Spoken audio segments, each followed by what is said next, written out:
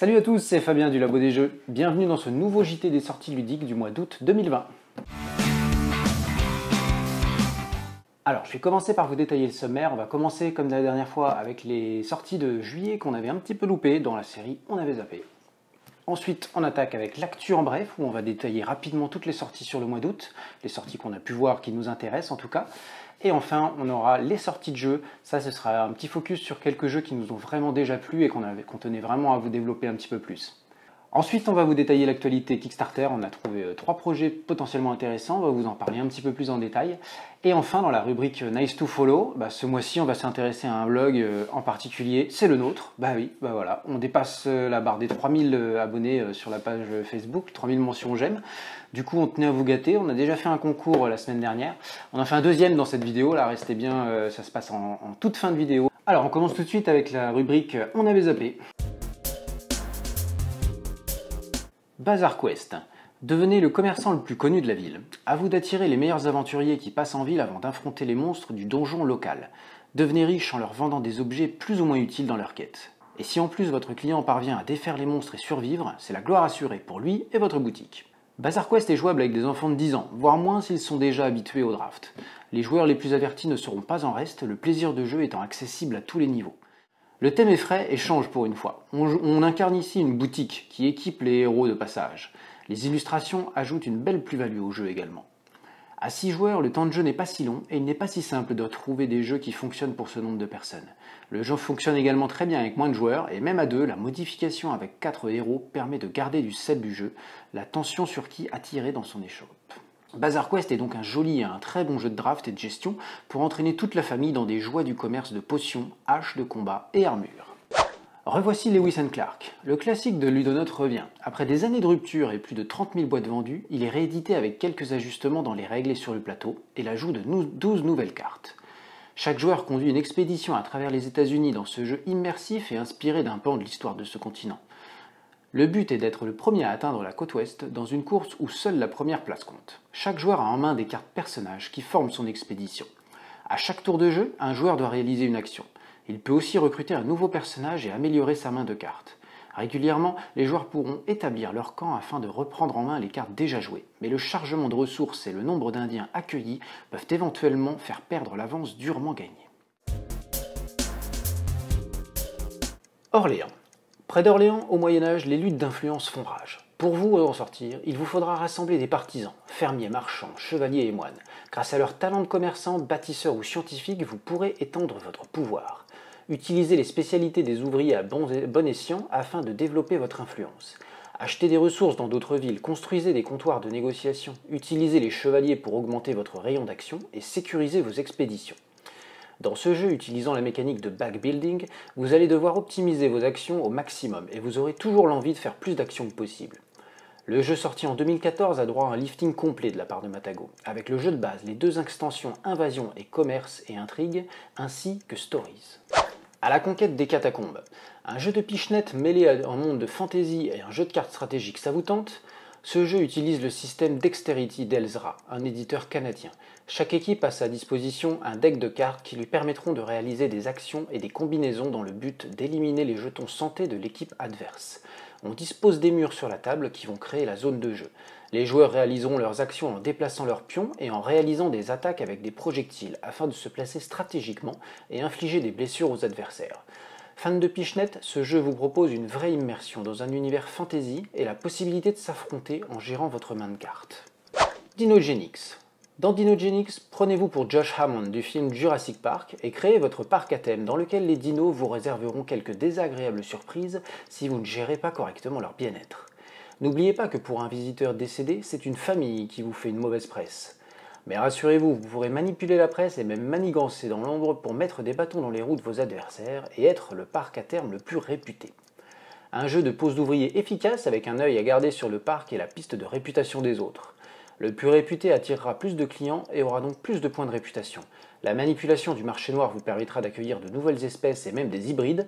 Vous pourrez manipuler la presse, mais attention car un carnivore non nourri en fin de saison causera des ravages, de même qu'un herbivore mécontent risque de piétiner des clients. Alors vérifiez bien les conditions de vie de vos dinos et construisez des bâtiments pour leur bien-être, mais aussi pour recevoir plus de visiteurs. Gold. Un jeu basé sur une mécanique de memory avec pas mal d'interactions et la possibilité de bien embêter ses adversaires. Dans cette course à la pépite d'or, à vous d'être le plus malin. A son tour, un joueur retourne 2 tuiles, l'une après l'autre. Selon les tuiles révélées, il se produit différentes actions. Récupérer de l'or, chasser les autres chercheurs d'or de la mine, ou tomber sur la de la dynamite et faites tout exploser. Gold est un bon memory, facile à mettre en place, à expliquer et rapide à jouer. Il fait le travail et trouvera sa place dans votre ludothèque si vous cherchez un petit jeu facile à sortir, à transporter et à faire découvrir. Paris Ville Lumière. Paris Ville Lumière est un jeu de placement pour 2 joueurs qui se joue en 2 phases distinctes, mais aussi importantes l'une que l'autre. Dans la première, les 2 joueurs vont dresser le plan des rues sur lesquelles ils pourront ensuite bâtir leurs édifices. Chaque tuile posée permet de créer des zones de construction et donc de délimiter des emplacements. Dans la seconde phase, les joueurs construisent leurs édifices en les plaçant sur les emplacements créés. Plus les bâtiments sont imposants et collés les uns aux autres, plus ils rapporteront de points. Paris Ville Lumière est un jeu de placement dans lequel chaque décision impacte sensiblement la suite de la partie. Chaque pose de tuiles est une attaque directe contre la stratégie de l'adversaire qui se fera fort de répliquer. Avec son plateau de jeu directement intégré à la boîte, Paris Ville Lumière propose en outre une mise en place instantanée et une durée de jeu réduite, 30 minutes, afin de pouvoir enchaîner les parties. Unlock Star Wars. Dans la série des Unlock, voici Star Wars. L'une des franchises qui marche le mieux dans les escape games rencontre l'une des franchises la plus emblématiques du 7e art.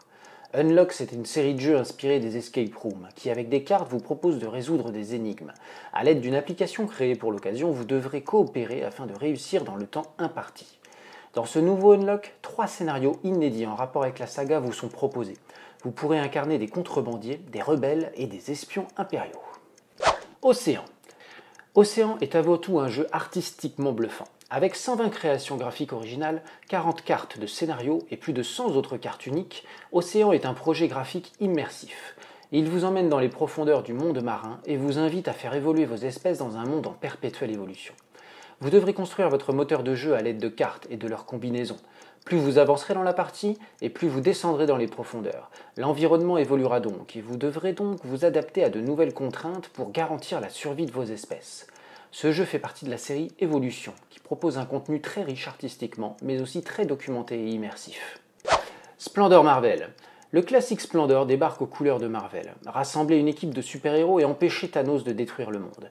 Les pierres de l'infini sont dispersées dans le multivers. Utilisez leur essence pour recruter des héros et des méchants et gagner des points d'infini. Rassemblez les Vengeurs, trouvez des emplacements et, quand vous serez prêt, réclamez le gantelet de l'infini. Cette version propose un nouveau déclencheur en fin de partie et des nouvelles conditions de victoire. Les licences ont le vent en poupe et Splendor passe à son tour à la casserole. Si le jeu de base vous déplaisait, peu de chances que cette version vous réconcilie. Mais si vous adorez les super-héros et que Splendor vous tente, il se pourrait que Splendor Marvel vous convienne.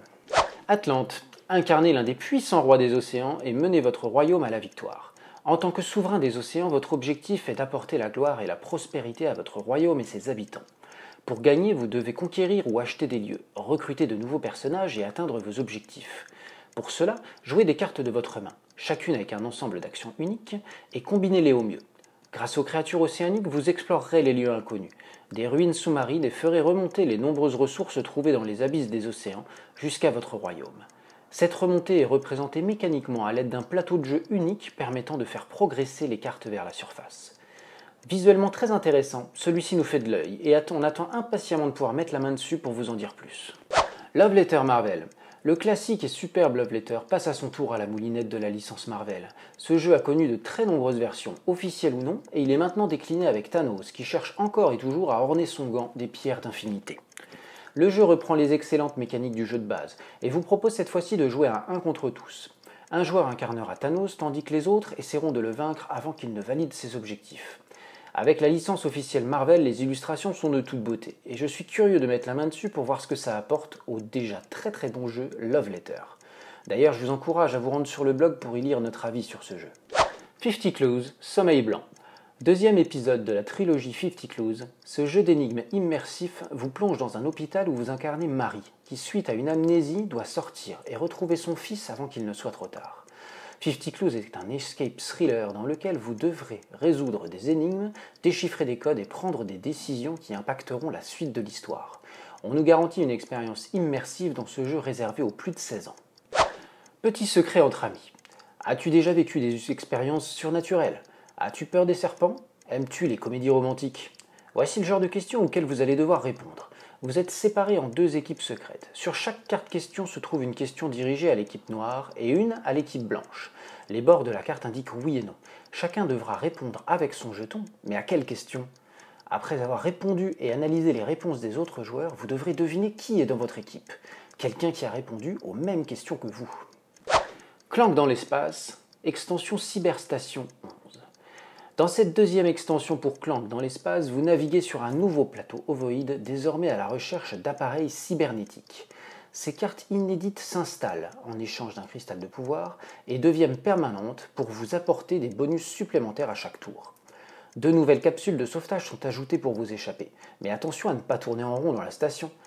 La téléportation d'urgence a du bon pour éviter la frustration de la défaite à 2 pas de la sortie. La marche du crabe.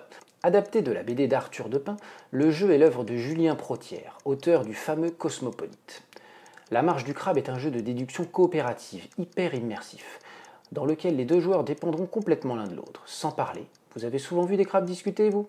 Le jeu est évolutif, avec 11 cartes scénario et autant de nouveaux challenges. Les scénarios sont jouables indépendamment, ou bien en vivant le mode aventure, proposant un système de points de vie récupérables d'un niveau à l'autre, et de sauvegarde. A noter que comme tous les jeux au plat, le jeu est 100% éco-fabriqué en France.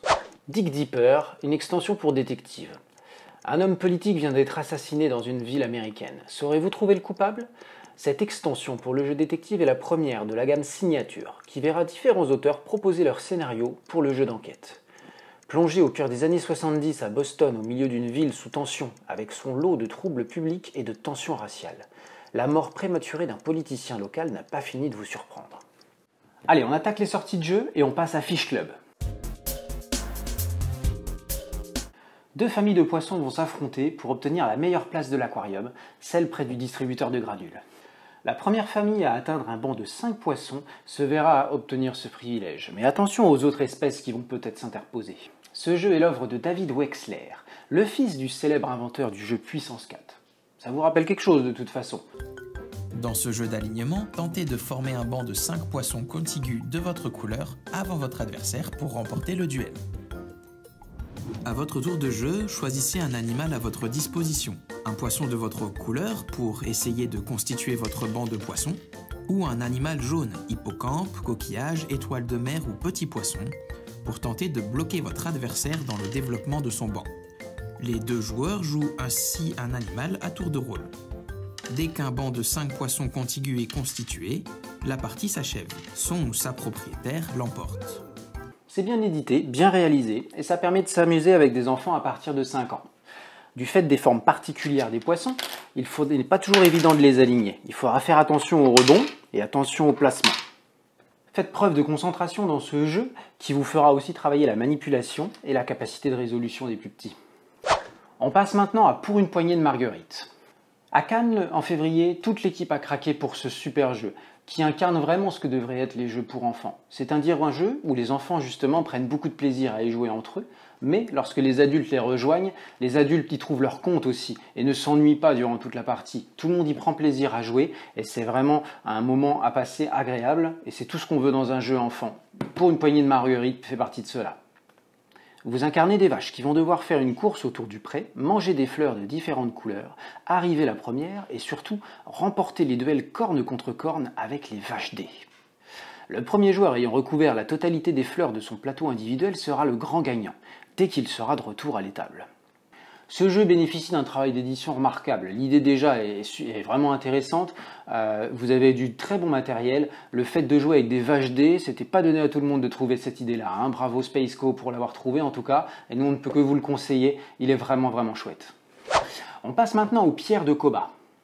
Après Parodin, les studios Old Chap et Antonin Bocara nous reviennent avec les pierres de Koba. Un nouveau jeu dans la même lignée que par Odin. Parodin nous avait ravis avec sa mécanique de casse-tête en équilibrant les phases des dés. Plus on avance dans le jeu, plus les défis deviennent difficiles à résoudre. Au fur et à mesure, on intègre des nouveaux pouvoirs plus complexes à appréhender et qui impliquent de se creuser la tête afin de trouver le bon équilibre. Avec les pierres de Koba, c'est cette fois-ci l'univers Maya qui est mis à l'honneur. Comme toujours, avec le travail d'Antonin Bocara, et de Old Chap, on peut s'attendre à quelque chose de très costaud, parce que du coup il y a eu de la documentation par derrière, il y a une vraie thématique, c'est vraiment immersif, et quand vous lirez le livret, vous verrez que tout ça ne sort pas tout droit d'un chapeau. Ils ont vraiment fait de belles recherches pour vous proposer quelque chose de très immersif et de très homogène. La scénarisation du livret est soignée, et tout au long des 50 défis que vous propose le jeu, vous en apprendrez énormément sur cette culture antique passionnante. On passe à Dream Runners. On avait aussi joué à ce jeu lors du dernier festival de Cannes, en fin février.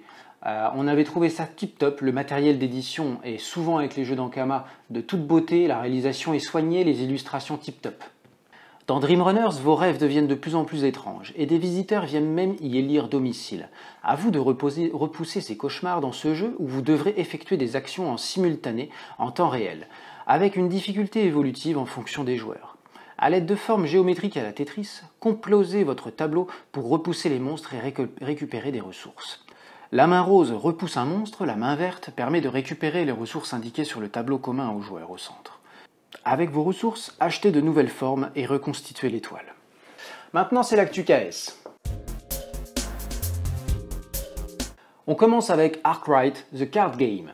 Dans Arkwright, qui était sorti en 2014, vous incarniez un industriel en Angleterre à la fin du XVIIIe siècle. Recrutez des ouvriers, améliorez votre usine, vendez vos produits en fixant les prix et améliorez la qualité de fabrication. Ce gros jeu expert, noté 4,5 sur 5 sur BGG, se décline dorénavant en une version jeu de cartes, qui reste fidèle à l'original.